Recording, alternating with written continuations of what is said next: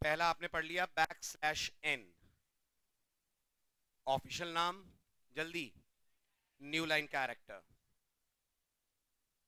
अब आगे बढ़िए, अगले एस्केप सीक्वेंस पे आइए, लिए \t, नाम लिखिए इसका टैब कैरेक्टर। \t को अपन सी प्रोग्रामिंग में नाम देते हैं tab character. \t is better known as tab character. लिखा? अब ये क्या है, इसको समझने के लिए एक छोटे से प्रोग्राम को एनालाइज कीजिए। तो एज यूजुअल मैंने कोड लिखा #include stdio.h, #include conio.h, then void main के अंदर एज यूजुअल CLR SCR। इसके बाद मैं लिखने वाला हूं कुछ प्रिंटएफ्स। अब वो प्रिंटएफ लिखूं उससे पहले एक छोटे से क्वेश्चन का आंसर दीजिए। आपके कीबोर्ड पे दो कीज आपने गौर की होंगी, एक स्पेस बार और एक टैब की। इन दोनों में क्या डिफरेंस होता है? स्पेस बार जब आप प्रेस करते हैं तो आपने गौर करा होगा कर्सर एक कैरेक्टर एक स्पेस आगे जंप करता है, और जब आप टैब दबाते हैं तो कर्सर कुछ नंबर ऑफ स्पेसेस का जंप लेता है। नोटिस करिएगा, मैंने बहुत से स्टूडेंट्स को देखा है ये नंबर ऑफ स्पेसेस का जवाब वो इंटरव्यू में देकर आते हैं 4, 8। नहीं, इसकी गणित कुछ और है, वो आपको अभी समझाऊंगा। अभी याद रखिए, जब आप टैब दबाते हैं तो कर्सर कुछ नंबर ऑफ स्पेसेस का जंप लेता है। अगर यही चीज आपको सी लैंग्वेज में करनी है कि आप चाहते हो कर्सर कुछ नंबर ऑफ स्पेसेस आगे चला जाए, तो आप अपने प्रिंटएफ के अंदर यूज करेंगे \t। राइट? यूज कैसे करेंगे पहले इसको देखें, फिर मैं आपको इसकी पूरी कहानी सुनाता हूं, फिर उसके बाद आप नोट डाउन करना, भी कुछ लिखना मत। अब मैंने यहां पर कहा प्रिंटएफ डबल कोट्स के अंदर हेलो \t यूजर। उसके बाद मैंने एक और लिखा printf \n hi \t followed by user. Last में हमारा यूजुअल कॉल जो हम दे रहे हैं टू द फंक्शन getch। अब \t एग्जैक्टली क्या करता है, एग्जैक्टली कितने का जंप लेता है, इसके लिए आपको थोड़ी सी मैथमेटिक्स मेरे साथ अपनी कंसोल विंडो की समझनी पड़ेगी। ये जो आपकी कंसोल विंडो होती है, जिसे हम बार बार बोल रहे हैं जेट ब्लैक कलर की विंडो, आपको दिखती तो ये बिल्कुल जेट ब्लैक कलर की है, लेकिन मैं आपकी नॉलेज के लिए बता दूं, इस विंडो में अंदरूनी तौर पे रोज और कॉलम्स बने होते हैं। आपको नहीं दिखते, but this window internally is divided into a grid of rows and columns। इसमें रो होती हैं, listen very carefully, 25, कॉलम्स होते हैं एक एक रो के अंदर 80। यानी यहां 1 से लेकर 25 तक नंबर ऑफ रोज होती हैं, और 1 से लेकर 80 तक हर रो के अंदर नंबर ऑफ कॉलम्स होते हैं। तो आपकी ये स्क्रीन एक 2 डायमेंशनल स्क्रीन होती है, जो इंटरनली रोज और हर रो कॉलम में डिवाइडेड रहती है। कितनी रो? रो 25। कितने कॉलम? कॉलम 80। ये आपकी स्क्रीन की इंटरनल साइज होती है। अब जब आप अपना कंसोल ओपन करते हैं तो आपको दिखता नहीं है, लेकिन इंटरनली आपकी इस स्क्रीन की हर रो 8 8 8 8 कॉलम के पेयर्स में डिवाइड हो जाती है। आपको नजर नहीं आता, लेकिन इंटरनली एक पेयर बन जाता है 1 से लेकर 8 नंबर तक के कॉलम का। अगला पेयर बन जाता है 9 से लेकर 16 नंबर तक के कॉलम का। तीसरा पेयर बन जाता है 17 से लेकर 24 नंबर तक के कॉलम का। और ऐसे अगर आप थोड़ी सी मैथ्स करें तो बताइए नंबर ऑफ कॉलम कितने हैं? 80। एक में है 8, तो ऐसे बन जाते हैं 10 पेयर्स। इस एक पेयर को लिसन वेरी केयरफुली अपन कंप्यूटर साइंस में नाम देते हैं टैब कॉलम। और एक टैब कॉलम में, जैसा मैंने आपसे कहा, होते हैं टोटल 8 कॉलम। फिर पूरी मैथ सुन लीजिए।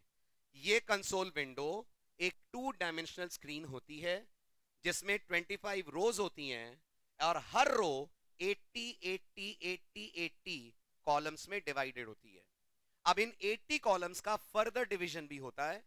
वो डिवीजन 8 8 कॉलम के पेयर्स का होता है, और एक 8 कॉलम के पेयर का नाम कंप्यूटर्स के अंदर रखा जाता है टैब कॉलम। तो एक रो में ऐसे मौजूद होते हैं 10 टैब कॉलम, क्योंकि एक रो में होते हैं 80 कॉलम्स। 80 को आप 8 से डिवाइड करें तो आंसर आता है 10। अब सुनिए बैकस्लैश टी की मैथमेटिक्स। जब आप प्रिंटफ के अंदर बैकस्लैश टी लगाते हैं तो कंपाइलर कर्सर को इतना जंप देता है, इतनी मूवमेंट देता है कि वो जिस टैब कॉलम में है वहां से अगला टैब कॉलम जितनी दूर है कर्सर उतने की छलांग लगा लेता है। ये छलांग 2 लेटर की भी हो सकती है, ये छलांग 6 की भी हो सकती है, ये छलांग 1 की भी हो सकती है। उतने का जंप मारता है जितना इस टैब कॉलम से, आगे बोलिए, अगले टैब कॉलम की बिगनिंग तक पहुंचने के लिए जरूरी है। एग्जाम्पल के साथ समझिए। पहला वर्ड अपन ने लिखा हेलो। थोड़ा गिन के बताइए, hello is of how many letters? Hello is of 5 letter. तो 5 लेटर का हेलो लिखने के बाद बुद्धि दौड़ाइए, कर्सर छठवें कॉलम पे होगा, यस और नो? होगा। छठवां कॉलम फर्स्ट टैब कॉलम के अंदर आ रहा है, राइट? आपने दिया बैकस्लैश टी, अगला टैब कॉलम शुरू हो रहा है 9 से। कितना डिस्टेंस है 6 और 9 के बीच में? 3 का। तो इस वक्त बैकस्लैश टी जंप देगा 3 का। 3 का जंप देकर कर्सर को पहुंचा देगा कॉलम नंबर 9 पे। फिर आपका सेकंड प्रिंटफ स्टार्ट होगा। आपने लिखा बैकस्लैश एन। थे आप अगर फ्राइडे वाले लेक्चर में तो बताइए बैकस्लैश एन ने क्या करा? बैकस्लैश एन ने कर्सर को पुल कर लिया नेक्स्ट रो की बिगनिंग पे, तो कर्सर आ गया रो नंबर 2 पे। रो नंबर 2 पे आपने लिखा hi. Hi is a word of 2 letters, तो 2 लेटर का लिखा गया हाय। उसके बाद आया backslash T. Cursor column number 3 पे है, जाना कॉलम नंबर 9 पे है, जंप इस बार लेगा सीधे 6 का, तो यहां से अब सीधे पहुंच जाएगा कॉलम नंबर 9 पे और यहां अगला वर्ड लिख देगा which in our case is the word user. और खुद कर्सर अगर आप गौर से देखें तो ब्लिंक कर रहा होगा आर अल्फाबेट के बाद। तो आज से क्या नहीं बोलेंगे, आज से किसी इंटरव्यू में आप ये नहीं बोलेंगे कि बैकस्लैश टी 4 का 5 का ऐसे जंप देता है, नेवर। आप बोलेंगे sir backslash T calculative jumps देता है। वो इतना जंप देता है कि कर्सर जहां है वहां से अगले टैब कॉलम की बिगनिंग तक आ जाए। हाँ, एक बात बोल सकते हैं हम, मिनिमम जंप बैकस्लैश टी कितने का देगा? मिनिमम जंप 1 का। वो तब होगा जब आपका पहला वर्ड 7 लेटर का हो। अगर पहला वर्ड 7 लेटर का है तो कर्सर 8वें कॉलम पे होगा। 8वां कॉलम फर्स्ट टैब कॉलम का पार्ट होगा। अब बैकस्लैश टी लगाएंगे तो एक स्पेस मूव होगा, क्योंकि 8 से 9 तक जाने के लिए मूवमेंट चाहिए सिर्फ 1 का। उदाहरण के तौर पे आप हेलो हटाकर यहां वेलकम लिख दीजिए। गिनिए, welcome is a word of 7 letters. Since welcome is a word of 7 letter, welcome लिखने के बाद जब बैकस्लैश टी आएगा तो वो मूवमेंट देगा 1 का। तो मिनिमम जंप बैकस्लैश टी देता है 1 का, मैक्सिमम वो देगा 8 का। और ये कब होगा? ये तब होगा जब मैं कुछ लिखूं ही नहीं और सीधे लगा दूं बैकस्लैश टी। कुछ लिखे बगैर बैकस्लैश टी दे दूं तो कर्सर सीधे जंप कर जाएगा नेक्स्ट टैब कॉलम पे। ठीक है, एक और बात जो बिगनर्स को थोड़ा कंफ्यूज करती है, सर हमारा वर्ड अगर 8 कैरेक्टर से बड़ा हुआ तो? अगर आपका वर्ड 8 कैरेक्टर से बड़ा हुआ तो गौर करिए कर्सर फिर सेकंड टैब कॉलम में कहीं रुकेगा, वहां बैकस्लैश टी देंगे तो कर्सर चला जाएगा थर्ड टैब कॉलम की बिगनिंग पे। जैसे मान लीजिए मैंने लिखा होता, सपोज कीजिए मैंने प्रिंटफ में लिखा होता printf double quotes open programming, ये वर्ड मैंने लिखा मान लीजिए, बैकस्लैश टी इन बैकस्लैश टी सी। एग्जैक्ट इसकी ट्रेसिंग दीजिए मुझे, कहां प्रोग्रामिंग, कहां इन और कहां सी नजर आएगा। अगर मैं मान लू ये मेरी कंसोल विंडो है तो ठीक है, सबसे पहले तो जरा आप टैब कॉलम की गणित बताइए। पहला टैब कॉलम 1 से लेकर 8 तक, दूसरा टैब कॉलम 9 से लेकर 16 तक, तीसरा 17 से लेकर 24 तक and so on up till 80। आपने पहला वर्ड लिखा प्रोग्रामिंग, PRO 3 लेटर, GRA और 3 लेटर, 3 और 3 6, MMING। कितने लेटर्स का वर्ड हो गया ये? 11। कर्सर पहुंचेगा कॉलम नंबर 12 पे। Column number 12 is a part of second tab column. आपने दिया बैकस्लैश टी, कर्सर जंप मारेगा 12 से इतना कि वो थर्ड टैब कॉलम की बिगनिंग पे आ जाए। थर्ड टैब कॉलम में स्टार्टिंग फ्रॉम 17, 12 से 17 का जंप 5 का होगा। यहां वो लिखेगा IN इन, कर्सर अगर आप ध्यान से गिने तो 19वें कॉलम पे होगा। 17 पे आएगा आई, 18 पे आएगा एन, कर्सर आएगा 19 पे, फिर आपने दिया एक बैकस्लैश टी, चला जाएगा सीधे 25 पे। अगला टैब कॉलम स्टार्ट होगा फ्रॉम 25, यहां जाकर लिख देगा सी। तो आप जितना भी वर्ड दोगे, कर्सर जहां पे भी रुका वहां से अगले टैब कॉलम की दूरी निकाली जाती है और इतना जंप लगा दिया जाता है कि वो अगले टैब कॉलम के बिगनिंग पे आ जाए। ये आप कॉन्फिडेंस के साथ नहीं बोल सकते कि ये जंप 8 ही का होगा कि 4 का होगा कि 3 का होगा। That depends on the length of the word. आपका पिछला वर्ड कितनी लेंथ का है उससे जंप होते हैं कैलकुलेट। हाँ, minimum jump is of 1, maximum jump is of 8। उतारिए कोड भी, डायग्राम भी।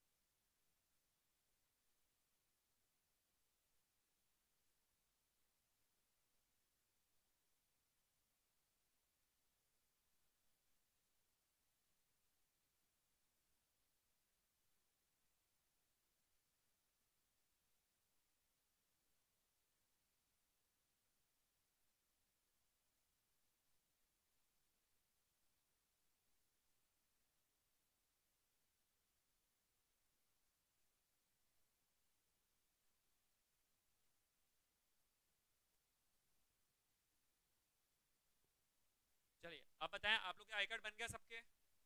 कितने ऐसे हैं जिसके आई कार्ड नहीं बने अभी भी? आप लोग क्या फोटो लेके नहीं आए आज? लेकिन नेक्स्ट क्लास याद से फोटोग्राफ लेके आ जाइए, क्योंकि देखिए मैं पहले ही बोल चुका हूँ, आई कार्ड आपके पास रहता है तो आप प्रूफ कर सकते हैं कि हम यहाँ के स्टूडेंट्स हैं, और आई कार्ड लेके ही आना है। ऐसे हम लोग आपको नहीं पहचान सकते, आपको हम पहचान भी नहीं सकते, रिकॉग्नाइज भी नहीं कर सकते। आई कार्ड है तो सब पहचान जाएंगे। और आई कार्ड मोबाइल में फोटो खींच के रखते हैं वो भी यहाँ पे वैलिड नहीं होता है, क्योंकि फोटो पे देख के कि कितने लोग दिखा रहे हैं, कौन जा रहा है, इसलिए मोबाइल वाला वैलिड नहीं होता है। आपको कार्ड ही लेके आना पड़ेगा। बात समझ में आ गई आपको?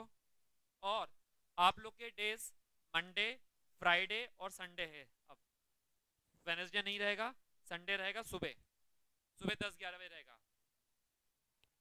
क्या हुआ? आपको मैंने पहले कहा था, मैंने आपको संडे भी रहा करेगा। ठीक है, संडे से पहले आपके डेज पहले मंडे, फ्राइडे और संडे ही थे। अभी मैंने आपको बोल रहा था ठीक है वेनेसडे भी आ जाइए, संडे नहीं क्यों? संडे आने में क्या दिक्कत है? हाँ जी, क्या हुआ? नहीं तो ऐसा कर सकते हैं, संडे आप लेट आ जाओ, 10, 11, 12, 1 बजे आ जाओ, खाना खा के आ जाओ। तो खाना ना खा के आ जाओ, और क्या उसमें। तो सुबह कर लो 1 बजे। 1 बजे नहीं होगा, सुबह 9:30 आ जाओ, सुबह 9:30, 8:30 आ जाओ। बस 9:30, 8:30, कोई भी टाइम में आ जाओ जो आपकी इच्छा हो। 11 बजे आना चाहें 11 बजे आ जाओ, आराम से खाना खा के आ जाओ। देखिए सुनिए, संडे देने का मेन रीजन ये है, संडे देने का मेन रीजन ये है कि अगर अब यहाँ पे बैचेस, जैसे आप लोग बैच पूरा चालू हो चुका है और फिर बाद में एग्जाम आएंगे, कभी मुझे आवाज टाइम बढ़ाना पड़ेगा। आप लोग को इस समय टाइम तो बढ़ा नहीं सकता मैं, रात में आपको 8, 8:30 तक तो नहीं कर सकता। संडे मुझे जिस दिन लगेगा उस दिन मैं आपको टाइम बढ़ा दूंगा आप लोगों का। संडे आप लोग की टाइमिंग अभी तो 1 घंटा है, लेकिन किसी दिन लगेगा नहीं आपके बैच स्लो चल रहा है तो मुझे 1.5 से 1.5-2 घंटे करना भी पड़ सकता है। 4 दिन में फिर दिक्कत, फिर दूसरा टाइम जाएगा, वो भी कर दूंगा 4 दिन में। जैसे वो जैसे ही मेरे पास बैचेस सभी सेटल होंगे तो कर दूंगा, 4 दिन भी कर दूंगा। हाँ जी, वो भी कर दूंगा, तो भी संडे तो आना ही पड़ेगा ना। और अभी अब देखिए, अभी इसलिए बोल रहा हूँ क्योंकि अभी जो बैचेस वेनसडे खाली था तो वेनसडे में आपको दे रहा था। अब वेनसडे थोड़ा सा भी बीच में क्या शेड्यूल चेंज है थोड़ा सा 2-3 हफ्ते के लिए, उसके बाद अपन फिर मंडे वेनसडे फ्राइडे कर देंगे। तो आपको सिर्फ 2-3 हफ्ते आना है, ज़्यादा नहीं आना है। 2-3 हफ्ते आइए, और किसी दिन मुझे संडे ज़्यादा पढ़ाना होगा तो ज़्यादा भी ले सकता हूँ, इसीलिए आप लोग को संडे रखने के लिए कहा है सर। ठीक, टाइमिंग आप बता दो आपको जो पसंद आए, 11 बजे, 10 बजे, 9 बजे आ जाओ, चले 10 बजे आ जाओ, आराम से खाना खा खा के आओ। 10 बजे अच्छा टाइम है, सुबह सुबह पढ़ के अपन जा सकते हैं। ठीक, तो आप लोग का अभी कुछ वीक्स के लिए आप लोग के डेज हो जाएंगे मंडे, फ्राइडे एंड संडे। ठीक, ये कुछ वीक्स के लिए हैं, जब तक थोड़ा बैच। हाँ, Monday, Friday and Sunday. Friday का संडे सुबह 10 बजे, 10 बजे, 10 बजे, 11 बजे आ जाओ। चलो 11 आ जाओ, 11 बजे आना चाहोगे, 10 बजे आ जाओ, 10 बजे आ जाओ, आपको जो पसंद आए। चलिए 10 बजे आइए, एक बार 10 बजे आके देखते हैं, फिर अगली बार फिर 11 बजे आके देखेंगे अपन कैसा लगेगा। ठीक, तो अभी तो 10 बजे आइए।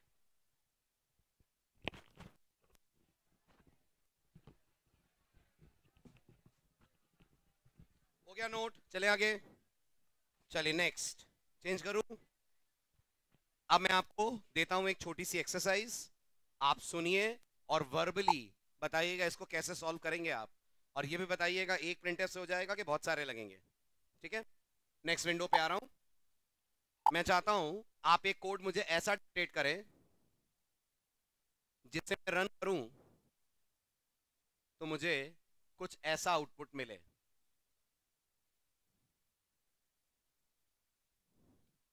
First row first tab column में लिखा हुआ है hello, second row second tab column में user, third row third tab column में वेलकम, तो सेकंड टैब कॉलम में 2, fifth row first tab column में सी।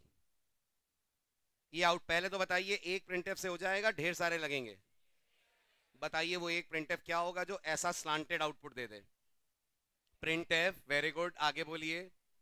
सबसे पहले हेलो, हेलो के बाद एक न्यू लाइन, न्यू लाइन के बाद एक बैकस्लैश टी, बैकस्लैश टी के बाद यूजर, यूजर के बाद एक बैकस्लैश एन, 2 बार बैकस्लैश टी। एक बार बैकस्लैश टी देंगे तो आप सेकंड टैब कॉलम में आएंगे, एक और बार बैकस्लैश टी देंगे तो आप थर्ड टैब कॉलम में आएंगे। तो 2 बार बैकस्लैश टी, 2 बार बैकस्लैश टी के बाद अगला वर्ड विच इज वेलकम, फिर बैकस्लैश एन, फिर एक बार बैकस्लैश टी, फिर 2, फिर बैकस्लैश एन, और फिर सिर्फ सी। उतारिए कोड आउटपुट दोनों।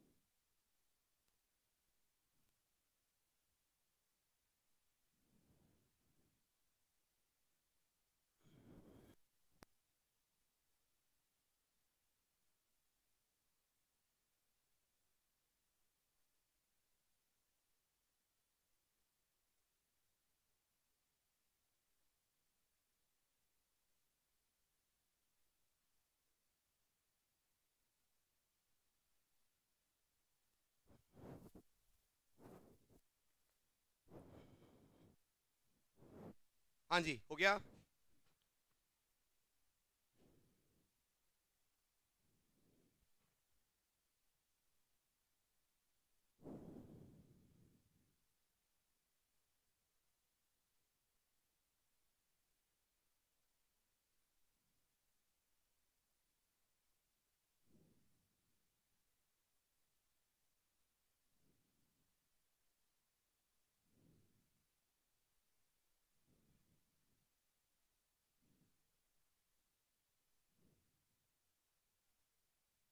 डन, चले आगे, आगे बढ़िए। एस्केप सीक्वेंस टॉपिक लीजिए, टाइटल डालिए very very special, \r full form carriage return character.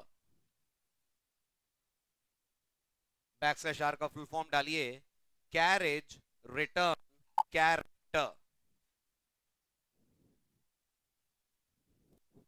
अब \r क्या है समझने के लिए एक बार फिर मुझे इस क्वेश्चन का आंसर दें।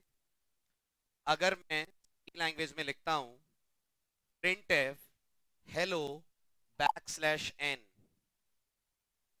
तो हमें स्क्रीन आउटपुट क्या मिलेगा? सुन लीजिए पहले, दिखेगा क्या और कर्सर कहां होगा, दोनों बातें बताइए।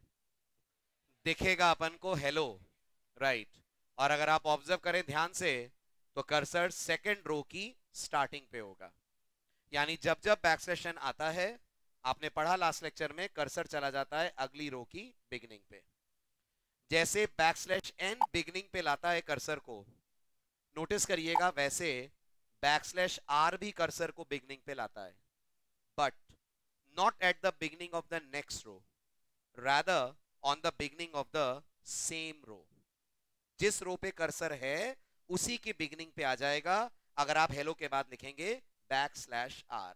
अगर बातें समझ में आ रही है तो बताइए डायग्राम में क्या चेंज कर दूं आउटपुट के हिसाब से।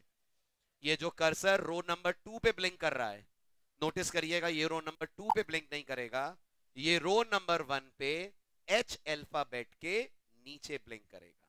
और एक बात और मैं बता दूं, अपन अब जितने भी एस्केप सीक्वेंस पढ़ेंगे, मैक्सिमम को देखकर आपको ये लगेगा सर इसका क्या बेनिफिट है। इसका कोई खास बेनिफिट नहीं है, सिर्फ आपकी नॉलेज के लिए मैं बता रहा हूं। जहां तक बेनिफिट की बात है, सबसे ज्यादा पॉपुलर ये दोनों हैं जो सबसे कॉमन यूज होंगे, \n और \t। बाकी इसलिए पढ़ा रहा हूं ताकि इंटरव्यू में अगर आए तो कम से कम आप सॉल्व कर सकें, आप बता पाएं कौन से कोड का आउटपुट कैसा बनेगा। तो जब जब हम \r लगाते हैं, कर्सर आ जाता है करंट रो की बिगिनिंग पे। उतारिए, फिर आपसे इससे रिलेटेड क्वेश्चन पूछता हूं, कोड भी आउटपुट भी, और \r का नाम भी उतारिएगा। \r का फुल फॉर्म है कैरेज रिटर्न कैरेक्टर।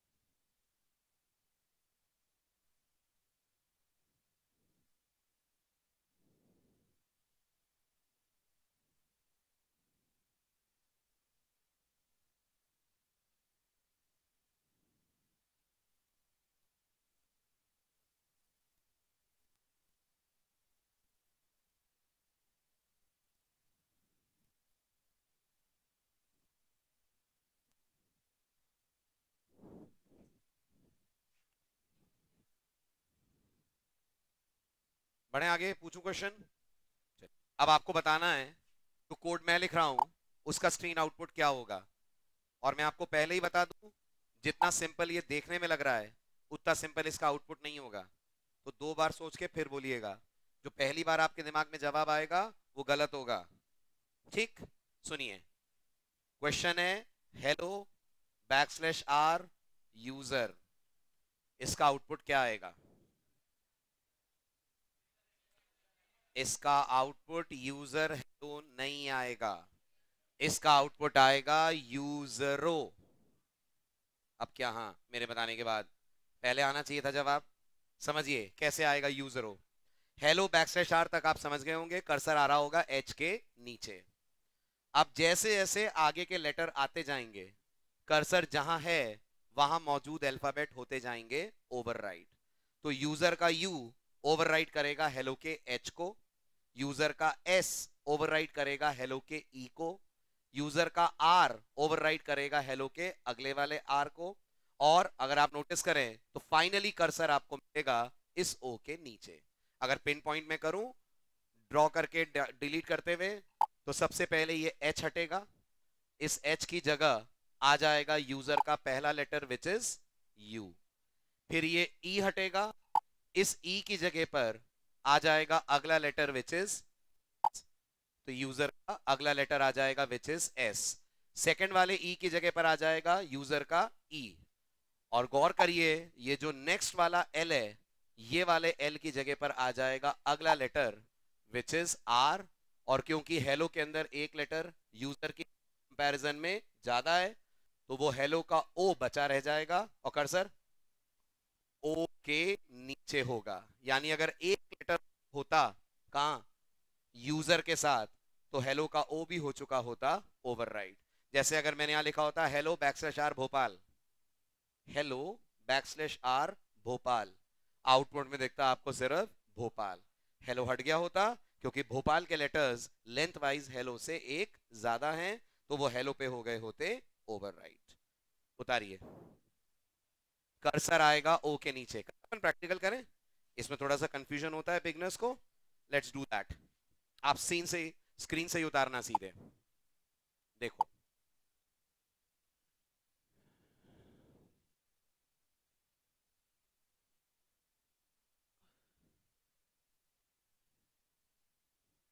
हाँ, तो हेलो के एच के नीचे कर्सर आ गया ना। ओवरराइट क्यों कर रहे हैं? कर्सर जहां पे होगा वहां डेटा ओवरराइट ही तो होगा। आपको क्या लग रहा है शिफ्ट होना चाहिए वो? हम्म, इसके नीचे नहीं, एच के नीचे। दो अलग अलग बातें हैं, देखो प्रैक्टिकल देखते हैं। एक है हेलो बैकस्लैश एन, इसे देखें आप, ये मैंने रन करा, हेलो कहां, कर्सर कहां, देखो ध्यान से। गेट सीएच लगा दूं,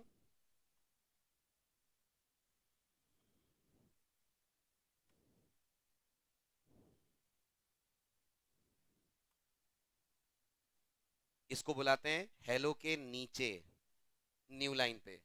और अगर मैं आर लगाता हूं, तो आप कर्सर देखो कहां आ रहा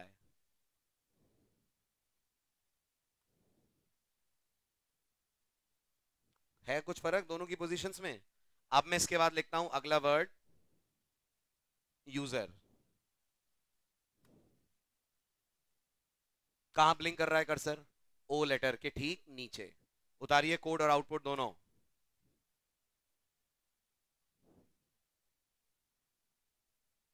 तो कर्सर आगे आ जाएगा। जैसे मैंने लिख दिया हेलो बैकस्लैश आर इंडिया, तो क्या आएगा? इंडिया आएगा, कर्सर इंडिया के ए के बाद होगा, ओ को भी ओवरराइट कर देगा इंडिया का ए।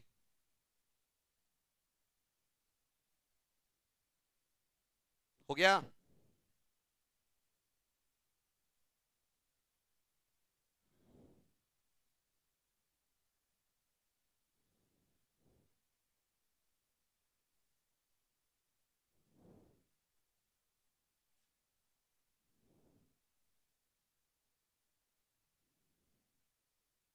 चले आगे। चलो अगला चैलेंज। अब अगला चैलेंज ये है, आपको यहां पर दो वर्ड्स लिखने हैं। सपोज कीजिए गुड मॉर्निंग, ऐसे लिखना है कि स्क्रीन पे दिखे मॉर्निंग गुड।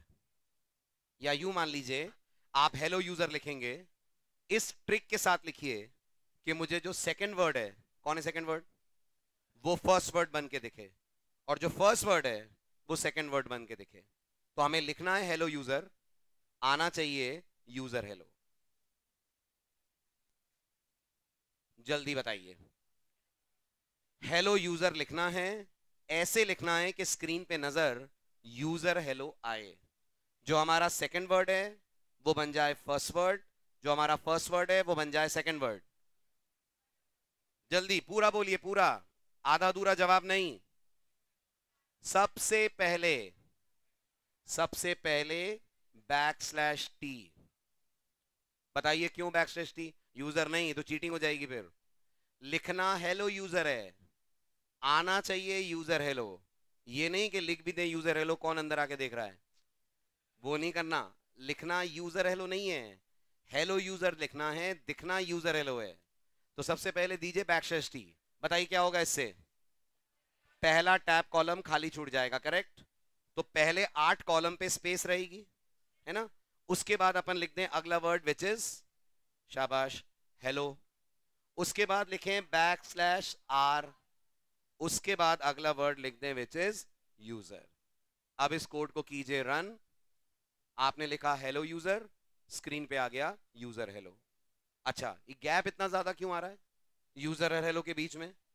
ये गैप इसलिए आ रहा है क्योंकि पहला टैब कॉलम पूरा 8 का है और यूजर वर्ड है सिर्फ 4 का, तो बाकी 4 आपको दिख रही हैं स्पेसेस।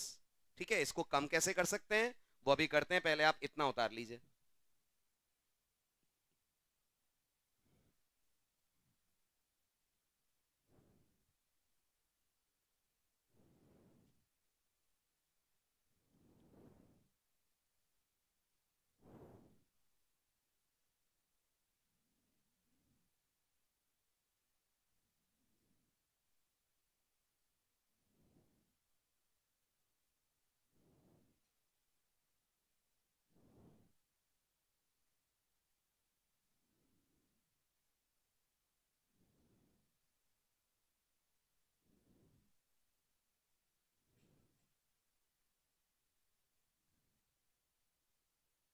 हो गया?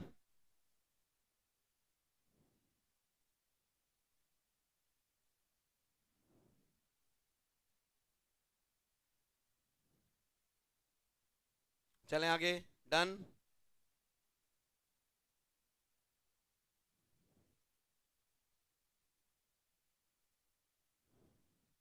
ये आउटपुट,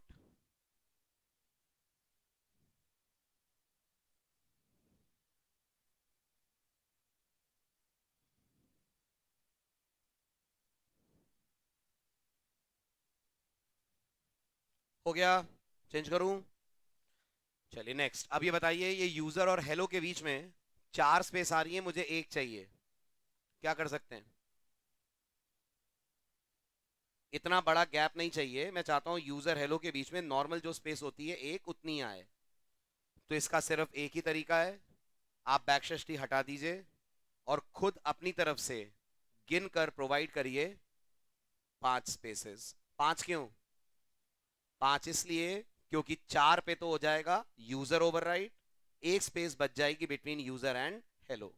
तो अगर आपको अपनी तरफ से गिनकर स्पेसेस डालनी है तो वो फिर बैकस्लैश टी से नहीं हो पाएगा, वो आपको मैनुअली स्पेस देकर ही करना पड़ेगा। सो 1 2 3 4 5, 5 स्पेसेस दी मैंने। अब कोड रन कीजिए, both of them will have one single space between them। उतारिए नेक्स्ट।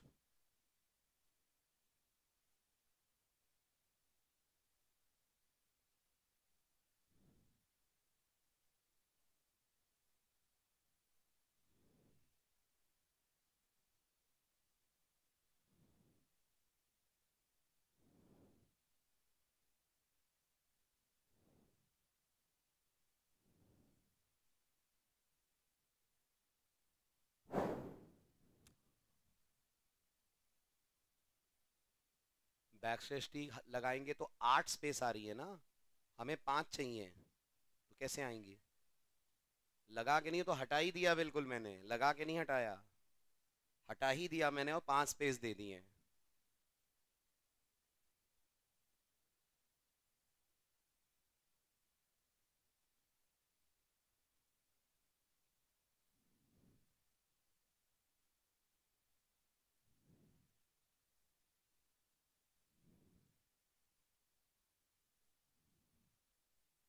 हो गया? नेक्स्ट टाइटल डालिए बैकस्लैश बी, अगला एस्केप सीक्वेंस बैकस्लैश बी, नाम लिखिए बैकस्पेस कैरेक्टर। बैकस्लैश बी का नाम लिखिए बैक स्पेस कैरेक्टर।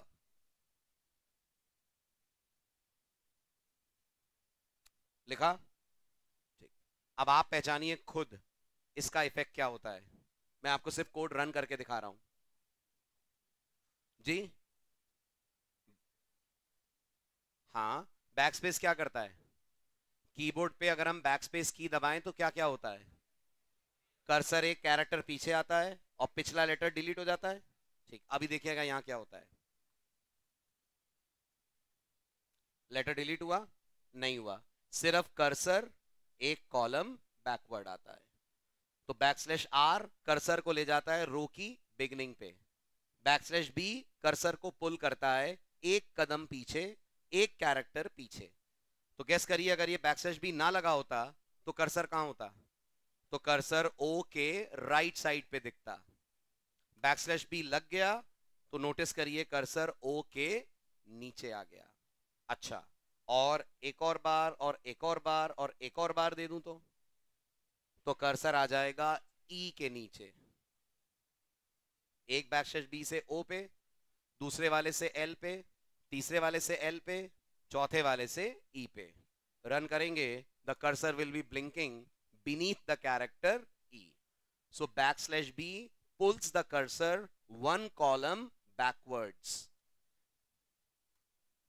पहले सिंगल का लीजिए, फिर मल्टीपल बैकस्लैश B लीजिएगा। ये कोड और ये output.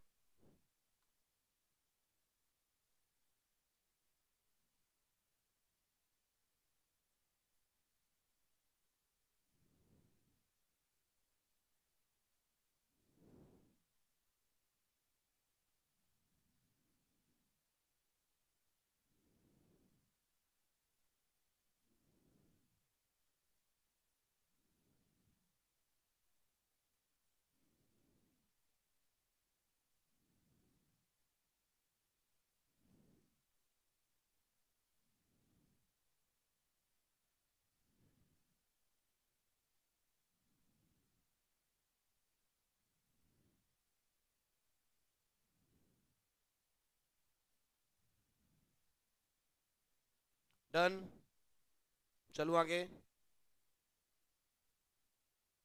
Now note this, with 4 backslash B's the output will be this.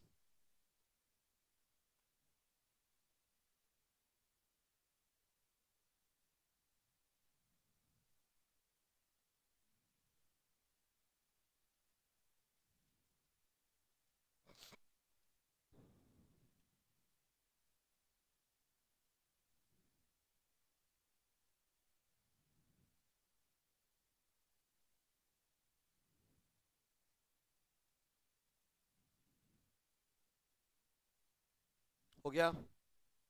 Last backslash ए, अगला एस्केप सीक्वेंस लिखिए बैकस्लैश ए, फुल फॉर्म लिखिए alarm character, ALARM, alarm character. लिखा? चलिए अब सुनिए इसका क्या यूज है। बैकस्लैश ए क्या करता है ये समझने से पहले रिकॉल करिए और बताइए मुझे, कंप्यूटर पे काम करते वक्त कभी ध्यान गया हो आपका तो आपके सिस्टम से बीप की साउंड आती है?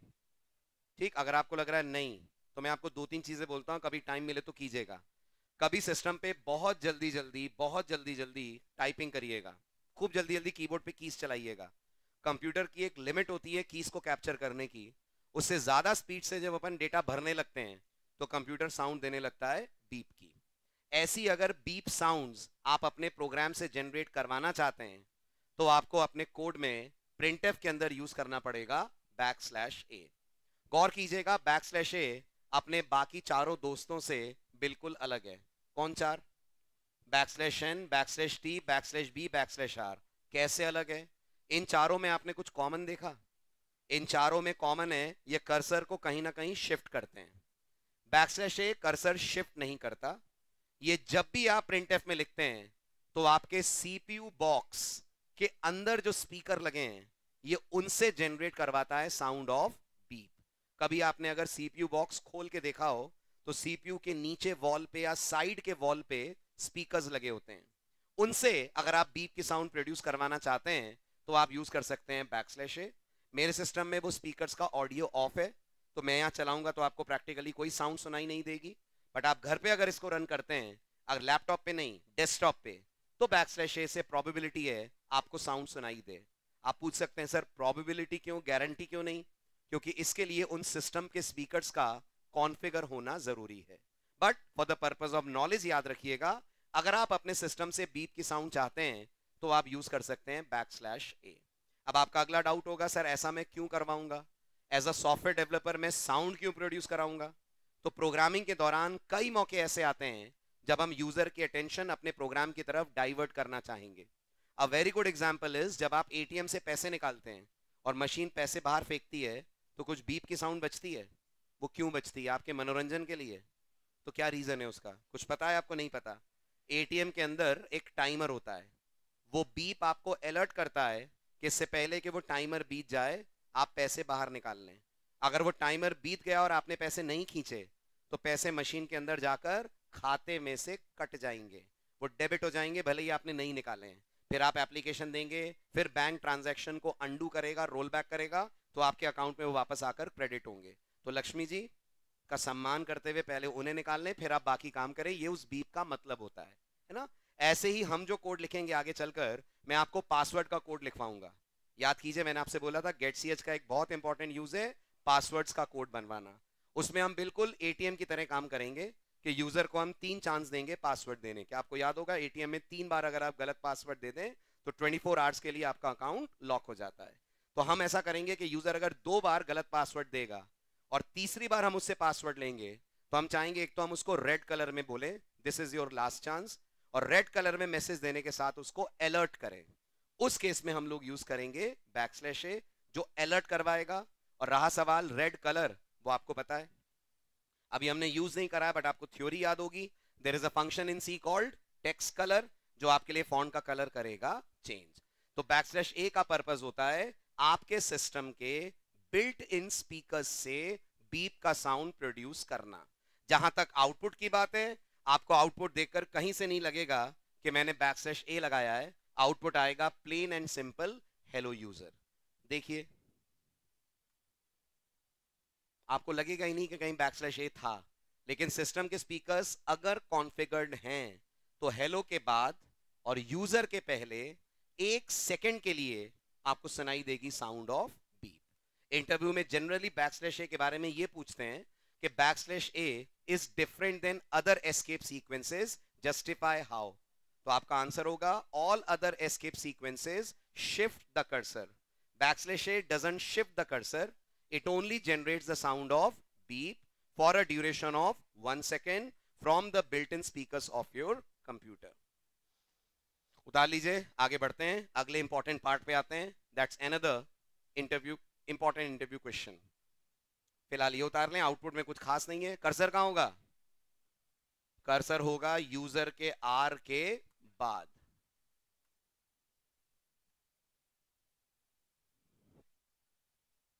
\a 2 सेकंड के लिए बीप बजेगी, जितनी बार रिपीट करेंगे बीप उतनी बार रिपीट हो जाएगी।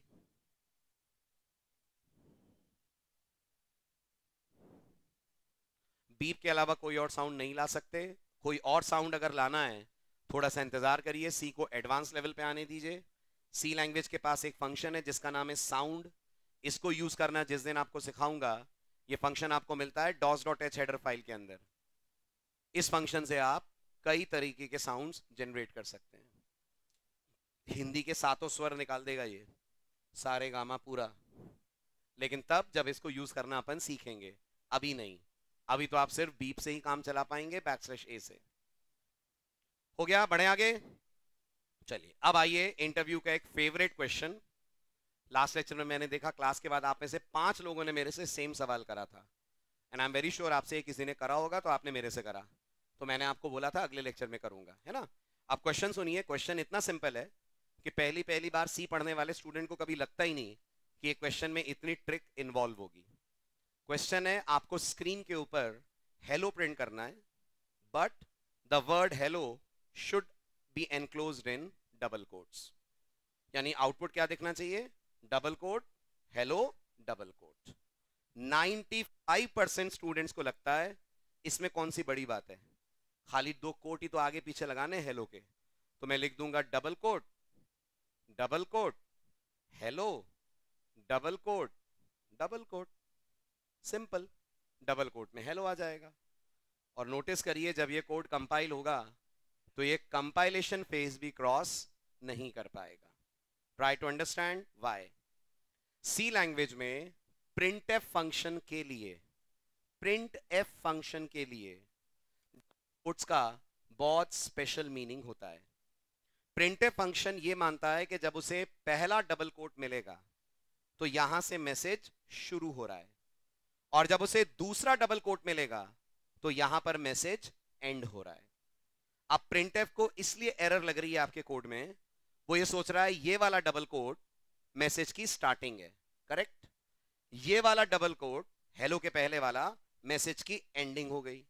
अब उसे फिर समझ में नहीं आ रहा ये पीछे क्या लगा रखा है, हेलो डबल कोट, उसने पकड़ा दी एरर. जबकि हम लोग ये चाहते हैं मैसेज की स्टार्टिंग इस डबल कोट को माना जाए. ये वाला जो डबल कोट आपको दिख रहा है हेलो के पहले, ये मैसेज का पार्ट माना जाए. printf इसे स्क्रीन पे डिस्प्ले कर दे. तो अगर आपको डबल कोट को प्रिंट करना है तो ट्रिक इज आपको डबल कोट के पहले लगाना पड़ेगा एक बैक स्लैश. डबल कोट के पहले लगा हुआ बैक स्लैश कंपाइलर को यह इशारा देता है कि ये वाला डबल कोट स्टार्ट या एंड नहीं है, ये एक नॉर्मल लेटर है और इसे स्क्रीन के ऊपर कर दिया जाए डिस्प्ले. पूरी बात दोबारा सुन लीजिए. ये कोड इसलिए एरर दे रहा है क्योंकि printf फंक्शन के लिए कुछ चुनिंदा कैरेक्टर्स बहुत खास मतलब रखते हैं. उन चुनिंदा कैरेक्टर्स में से एक कैरेक्टर होता है डबल कोट. जब भी printf को आप पहला डबल कोट देते हैं, printf समझता है ये मैसेज की शुरुआत है, और जब आप दूसरा डबल कोट देते हैं printf समझता है ये मैसेज का एंड है. आपके केस में ये मैसेज की शुरुआत बन रहा है, ये मैसेज का एंड बन रहा है. अब printf को समझ में नहीं आ रहा मैसेज तो आपका स्पेस है, फिर आगे आपने ये हेलो और कोट वगैरह क्यों लगा रखे हैं. ऑन दी अदर हैंड हम एज अ डेवलपर चाहते हैं printf इस डबल कोट को स्टार्टिंग माने. गौर कीजिए, ये वाले डबल कोट को टेक्स्ट का हिस्सा मानकर प्रिंट करे तो printf को बताना पड़ेगा ये double quote part of text है, ना कि ये एंडिंग डबल कोट है. और printf को ये बताने के लिए कि पार्ट ऑफ टेक्स्ट है, ऐसे हर वो डबल कोट को जिसे प्रिंट होना है आपको प्रीफिक्स करना पड़ेगा विद बैक स्लैश. मेरी बात समझ में आ रही है? तो इस गलत कोड का सुधार बता दीजिए जल्दी से क्या होगा. फटाफट बताइए कहां कहां लगाया जाए बैक स्लैश. फटाफट बोलिए जल्दी. कहां कहां लगाऊं? एक यहां लगा दूं कि नहीं? लग जाएगा. और एक कहां लगा दूं? ओ वाले डबल कोट के बाद या ओ वाले डबल कोट के पहले? ओ वाले डबल कोट के पहले बच्चे, पहले, बाद नहीं. अगर आपने ओ वाले डबल कोट के बाद लगाया, दिमाग लगाइए, अगर यहां बैक स्लैश आएगा तो ये वाला डबल कोट बन जाएगा मैसेज का एंड. नहीं आ रहा समझ में? करूं? करो करो करो. अपन गलतियों से ही सीखते हैं. Let's do this as a wrong way. आप लोग बोल रहे हो बाद, पूरे एकजुटता के साथ आपने बाद में बोला, लगा दिया मैंने आपकी बात मानकर. अब आप बातें समझो. ये डबल कोट मैसेज की स्टार्टिंग है क्योंकि ये सिर्फ डबल कोट है. जो डबल कोट printf को ये बताएगा इसे प्रिंट होना है तो वो प्रिंट कर देगा. हेलो हेलो बनकर प्रिंट हो जाएगा, उसमें कुछ स्पेशल नहीं है. ये डबल कोट फिर बन जाएगा मैसेज का एंड क्योंकि इसके साथ बैक स्लैश नहीं है. तो जब ये मैसेज का एंड हो गया तो फिर ये कहां से आ गया? बैक स्लैश और डबल कोट. एंड के बाद भी कुछ आता है क्या? एंड मतलब खत्म, उसके बाद आप कहां से कुछ लिखवा रहे हो? इसलिए ये कोड भी आप लाएंगे तो it is not going to do the job. और एरर बढ़ गई. पिछली बार तो एक ही थी, अब 3 और हो गई. इसलिए सॉल्यूशन इज क्या? क्या सीखा? This double quote should have a backslash. अब बताओ ये वाला डबल कोट क्या रिप्रेजेंट कर रहा है? Start of the message. ये वाला double quote end of the message. बाकी जितने डबल कोट सबके पहले लगेगा एक एक बैक स्लैश. राइट? और ऐसा क्यों करना पड़ रहा है? क्योंकि double quote itself has a different meaning for printf. Double quote printf को बताता है या तो मैं मैसेज की शुरुआत हूं और या तो मैं मैसेज का एंड हूं. प्रोग्रामर चाहता है ये शुरुआत भी नहीं है, ये एंड भी नहीं है, ये मैसेज का पार्ट है, तो उसके पहले लगाना पड़ेगा अपन को बैक स्लैश. रन कीजिए. You will get hello displayed in a pair of double quotes. उतारिए. अब इससे रिलेटेड ढेर सारी एक्सरसाइजेस करते हैं. ये सबसे प्रोमिनेंट क्वेश्चन है जो फर्स्ट राउंड ऑफ इंटरव्यू में सी में आपको मिलेगा.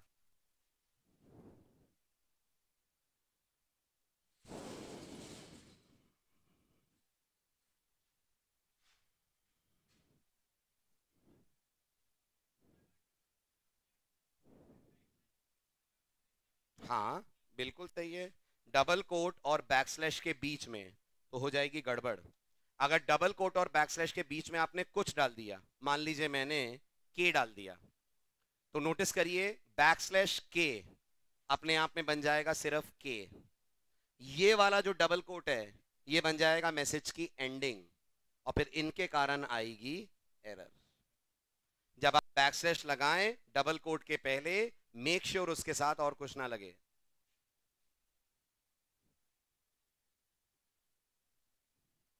आ रहा हूं उसी पे आ रहा हूं। हो गया। अब आपके लिए अगला चैलेंज, मुझे डबल कोट में हेलो, डबल कोट में यूजर चाहिए, और दोनों के बीच में एक स्पेस चाहिए। जल्दी बताइए कैसे लाएंगे। डबल कोट में हेलो, डबल कोट में यूजर, बीच में एक स्पेस। फटाफट। ये जो दिख रहा है इसमें चेंज होगा कि ऐसे ही रहेगा? ये ऐसे रहेगा, थोड़ा सा और बढ़ेगा। क्या करेंगे, क्या चेंज करेंगे? इसके बाद एक स्पेस, फिर एक बैकस्लैश और डबल कोट, फिर यूजर, शाबाश, फिर एक बैकस्लैश और डबल कोट। ठीक है। अब स्टार्टिंग कौन है और एंडिंग कौन है? स्टार्टिंग एज यूजुअल ये वाला कोट है, एंडिंग ये वाला कोट है। बीच में जितने कोट हैं वो सब प्रिंट होंगे क्योंकि उनके पहले लगा हुआ है बैकस्लैश।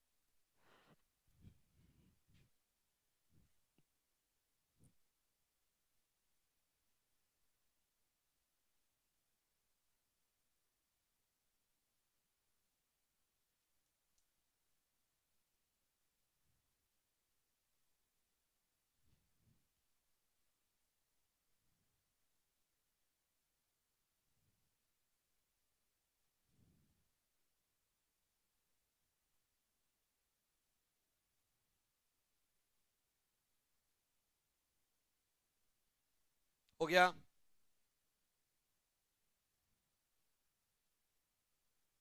करूं चेंज? चलिए, अब जितना स्पेशल सी के लिए डबल कोट है, याद रखिएगा उतना ही स्पेशल खुद बैकस्लैश भी होता है।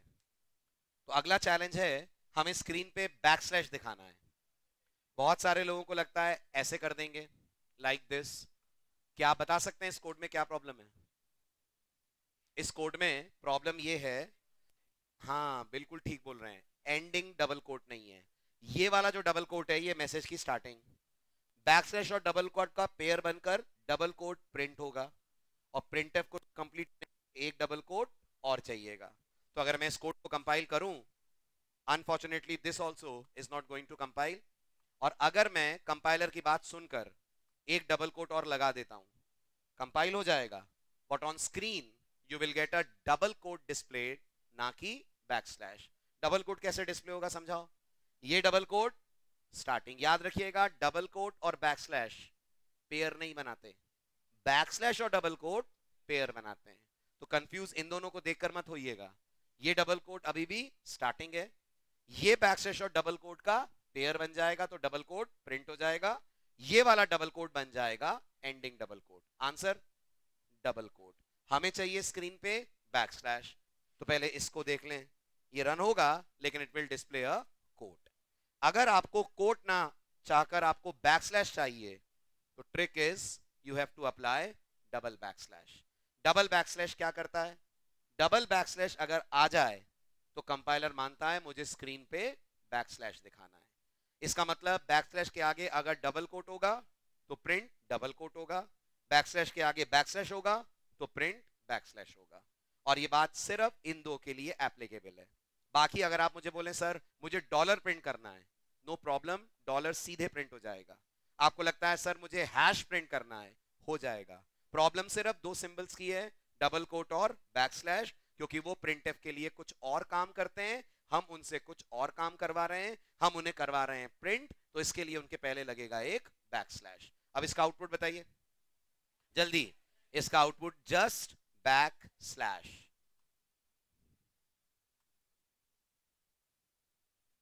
उतारिए जल्दी, टाइटल डालिए प्रिंटिंग बैक स्लैश। कोड और आउटपुट दोनों उतार रहे हो, पूरा मत उतारिएगा, हैश इंक्लूड वॉइड मेन सब छोड़ दें, सिर्फ प्रिंटफ वाला पार्ट लिखिए। करूं चेंज? चलो अगला सवाल, व्हाट अबाउट दिस? एक मिनट, दिस क्या बोलते हैं? 2 बैकस्लैश के, 3 बैकस्लैश के, 1 बैकस्लैश। और अगर मैं बोलूं एरर तो एरर आएगी, समझें। ये डबल कोट स्टार्टिंग, एग्रीड। ये 2 बैकस्लैश का बन जाएगा 1 बैकस्लैश, ये बैकस्लैश और डबल कोट का बन जाएगा 1 double quote. What is missing? Ending double quote is missing. फिर एरर आएगी अनटर्मिनेटेड स्ट्रिंग कांस्टेंट, फिर कंपाइलर मना कर देगा। इसलिए आपके प्रोग्राम के अंदर आपको इस बात का तो ख्याल रखना है, एक स्टार्टिंग और एक एंडिंग डबल कोट तो चाहिए। तो फिर 2 बैकस्लैश कैसे आएंगे? 2 बैकस्लैश आएंगे 4 बैकस्लैश से। पहले 2 का पेयर देगा 1 बैकस्लैश, अगले 2 का पेयर देगा 1 बैकस्लैश।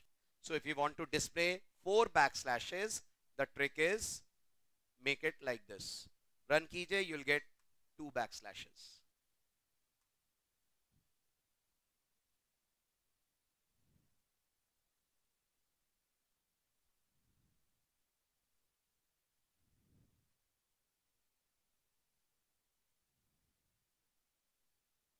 हो गया?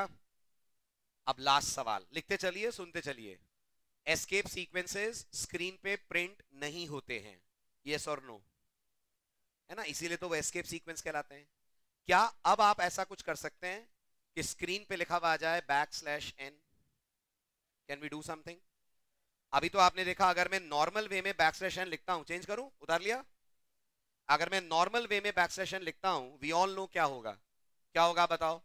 Cursor will be displayed on second row.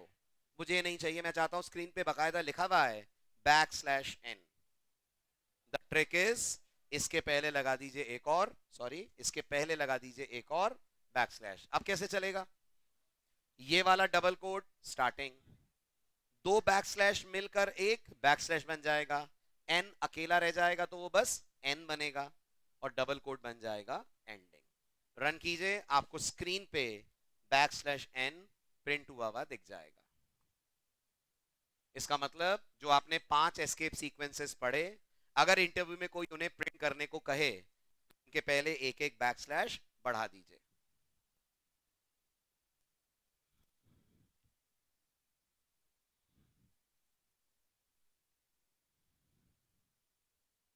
Clear? ऐसे ही बताइए, व्हाट अबाउट दिस?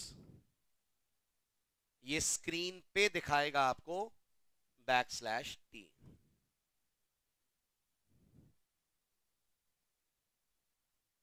क्लियर?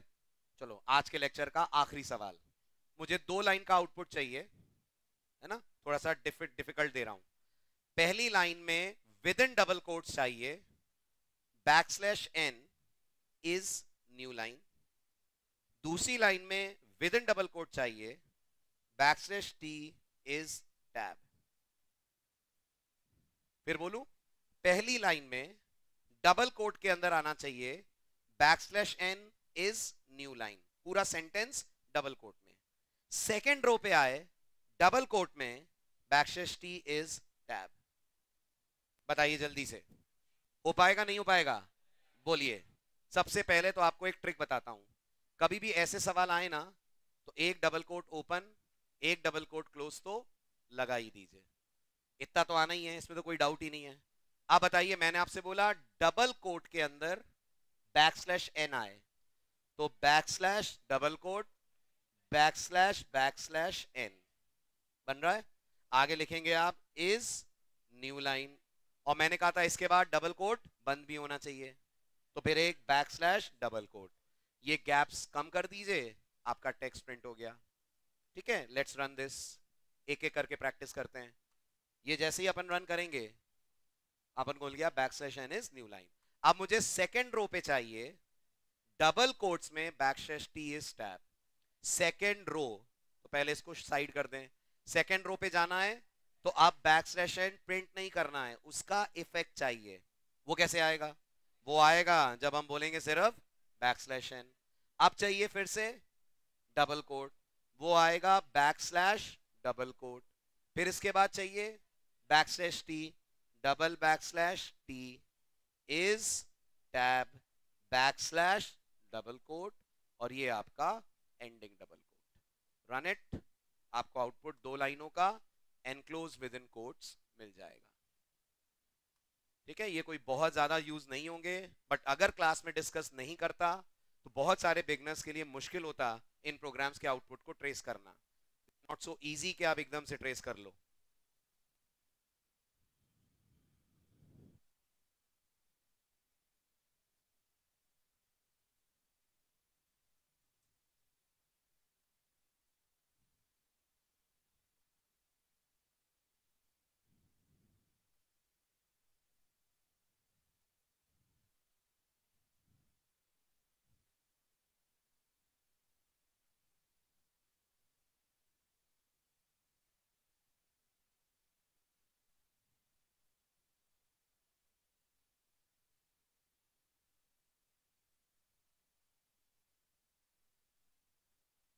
हो गया, ये आउटपुट है, नोट इट डाउन।